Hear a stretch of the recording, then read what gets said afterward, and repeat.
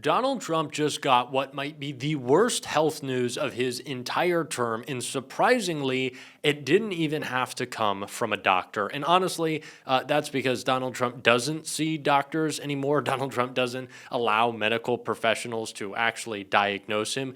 Doc Ronnie, his favorite guy in the world, he lost his medical license many years ago, and that just shows you where we're at with Donald Trump's health when his favorite doctor is not allowed to practice medicine. But no matter how much the White House covers up, the mainstream media fails to do its job, we can all see that Donald Trump is sicker than ever. And that is why he is getting the worst possible medical news of his entire term. We're going to get into it. We're going to get into this report.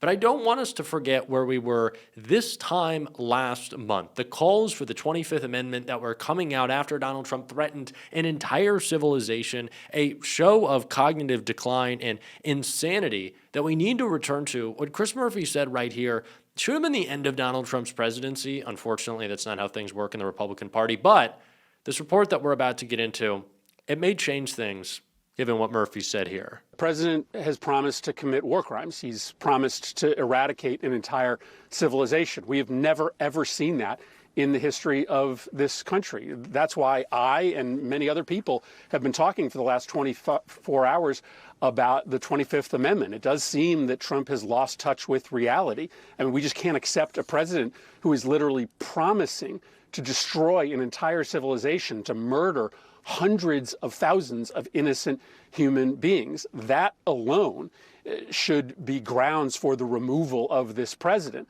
But he thinks, I guess, that the threat of mass-scale war crimes has achieved some success.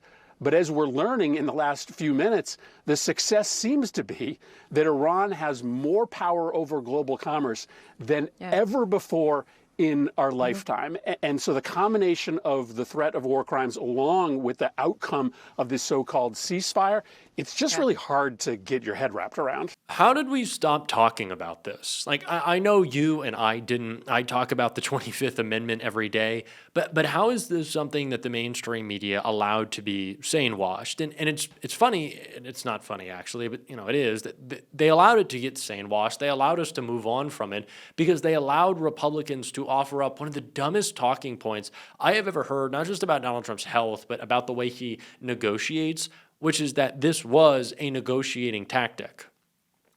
What are the concessions that we've won in this war? I would then respond, right? If I was a reporter, if I was Kristen Welker, I might say, okay, if this was a negotiating tactic, what did it get us? Anything besides fear that our president might unleash nuclear warfare at any point in time?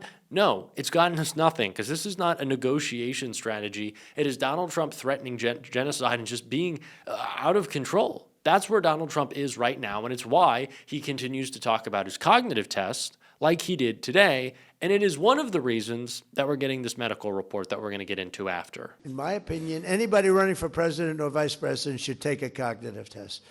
And no president has ever taken one except me. I've taken 3 of them, and I've aced each one. 1 in the first administration, 2 over here. And whenever they get a little sassy, like, does he still have it? Does he still have what it takes? I say, all right, I'll take another one. And they are hard. There are many people in this room I know that are smart. They're not going to ace them.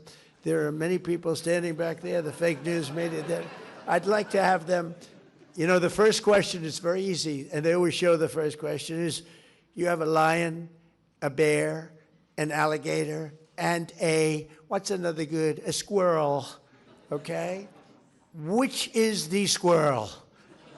So they show that question, and then the first 4 or 5 questions they get a little more difficult. By the time you get to the middle, they're tough. By the time you get to the end, I don't want to be insulting, but there won't be. I'm not going to do what Gavin Newsom said. You saw him? He said, everybody in here is stupid, and he's stupid. I think it was the worst political interview I've ever seen. What is very important about Donald Trump's meltdown today over his cognitive decline, what I described as a stroke out, because that's what it looked and sounded like, is that he admitted 2 things that I find rather important. The first is that he admitted that he believes, or at least he's saying, that it's unconstitutional to give a cognitive exam, that you're not allowed to do that, which isn't true. You are allowed to do that, and Democrats actually want that to happen. The second thing that Donald Trump admitted is that he continues to ask for these tests, and he does so when people say he sounds stupid, that he asks for a cognitive test when people say he sounds stupid. Now, he's not releasing these tests. We're not allowed to see these tests. We're not allowed to know anything about these tests, but Donald Trump says he asked for one to prove the haters wrong, essentially. None of this makes sense, and it is not good messaging to the public on Donald Trump's cognitive state, which is why the worst medical report he's gotten in his term is this one right here. Most Americans say Trump is mentally, physically unfit to serve effectively. A new poll found that most Americans say they believe Donald Trump is mentally and physically unfit to serve as commander-in-chief.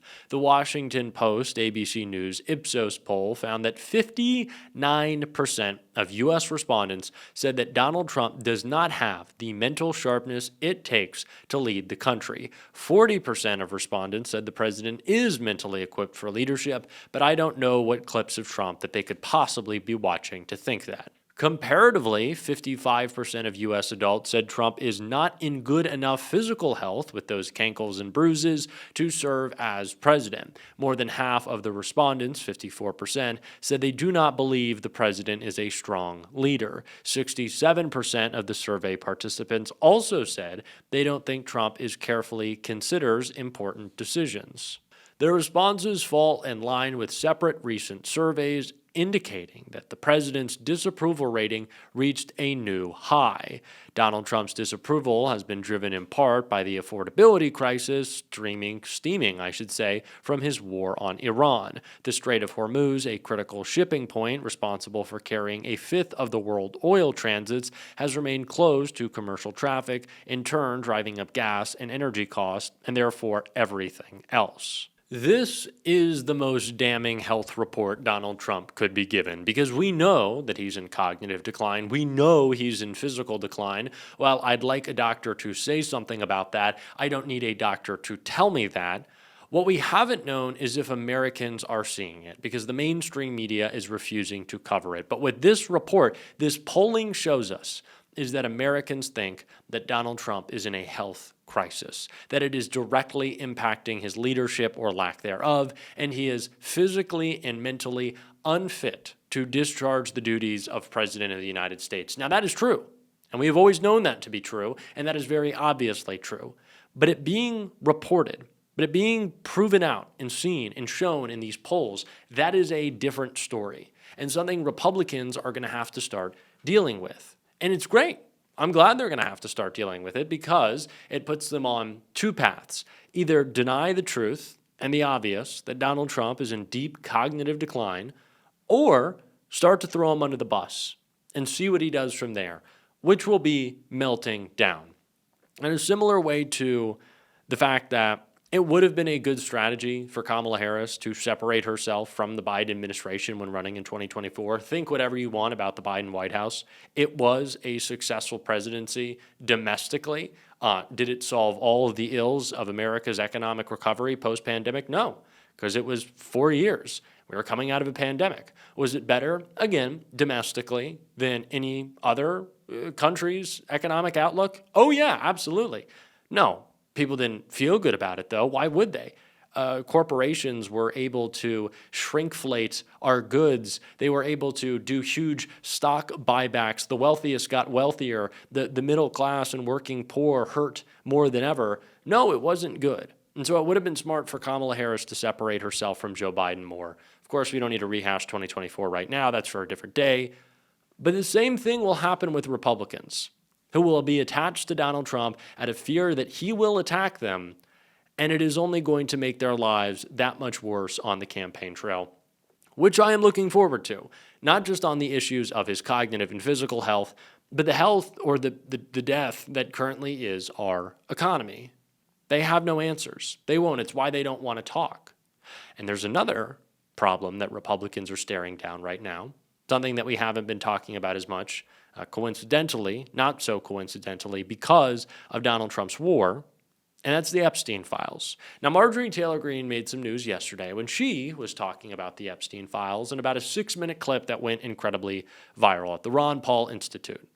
Now, I want to check out 1 minute of that clip and share my thoughts not just on the substance, but what it means going forward for MAGA and why I have a big problem with what she said, which is a little weird, right? So do stick around for what I have to say. I sent them to all these people. I got no response from Susie Wiles. None. And she's a mother and a grandmother and a woman. I got no response from James Blair because he only cares about making money on campaigns. I did hear from Kash Patel. He said on it, but I haven't heard from him since. I don't know what he's on.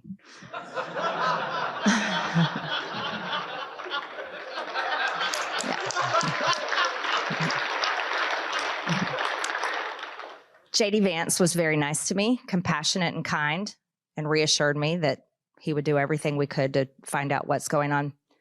And then I heard back from Donald Trump. And I've saved these text messages. I'd probably get put in jail if I released them publicly, but I saved them.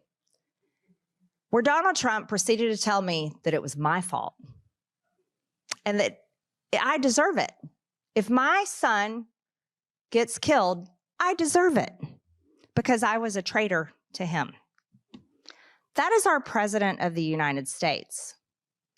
That's the man that says MAGA is whatever he wants it to be.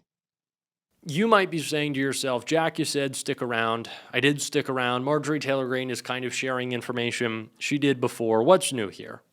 That little bit at the end is what's new. Marjorie Taylor Greene saying, I could probably go to jail for these texts, so I don't know if I'm going to share them. Why not? You're not going to go to jail for those texts. And if you do, as has been the case for every single frivolous lawsuit, frivolous attempt at an indictment that Donald Trump has brought, it'll fail. And it'll just boost your standing more with your new MAGA movement, and you'll further ingratiate yourself to some Democrats and liberals, maybe progressives as well. That would be the outcome. So why not share those text messages? Marjorie, you should share those text messages. And if you're not, why? Why would you not share those text messages? I don't want to say that it's because they're not true. Again, I know there have been people who have pushed back and say that I don't give Marjorie Taylor Greene enough credit. I don't think I need to throw her a parade. But you should share those text messages, right? Like if Donald Trump is threatening her and saying that he doesn't care if her family dies, I'd like to see those. I'd like everybody to see those. So Marjorie, please do share the texts because you are kind of abdicating your responsibility to push back against this administration, which you claim to care about, and this isn't just a grift. So share the text, please. I look forward to seeing them, and we are going to cover them on this show if they ever do come out. And if you want to support that, as always, you can hit that subscribe button, leave a like on this video. If you stuck around at the end, drop a blue heart in the comments. Keep on fighting, y'all. Don't let them silence you. And until next time, I'll see you soon.